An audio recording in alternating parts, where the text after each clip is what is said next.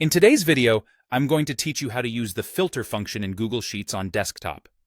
This is a quick, reliable way to display only the rows you want without permanently changing your original data. By the end, you'll know exactly where to click, what to type, and how to avoid the most common mistakes. First, open Google Sheets on your desktop and load the spreadsheet that contains your data. Make sure you can see the columns you want to work with. Think of Filter as a live view of your data. It shows only the rows that meet your criteria and updates automatically if the source data changes. Click the cell where you want the filtered results to appear. This is important because Filter outputs multiple rows and columns and will spill into the cells below and to the right. Choose a cell with enough empty space so you don't overwrite existing content. Now, move to the formula bar at the top and type equal filter. You'll see a hint appear showing the arguments the function expects. Keep the parenthesis open.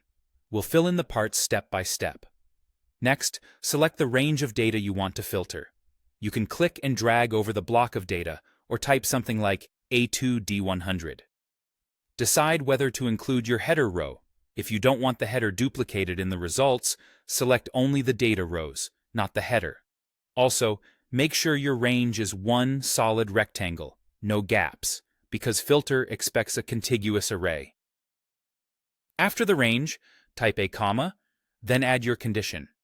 This is where you tell Sheets which rows to keep. Your condition should reference a column from the same rows you selected. For example, if column C contains numbers and you only want values greater than 50, you could type C2 C150.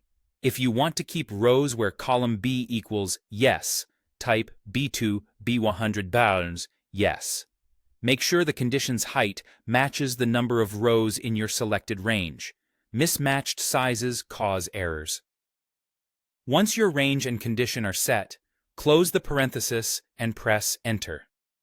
Your filtered data will instantly appear, spilling into the adjacent cells. If you see a No Matches message, it means no rows met the condition. If you see a mismatch error, double-check that the range and the condition cover the same number of rows. That's it. You've used the filter function to create a clean, dynamic view of your data.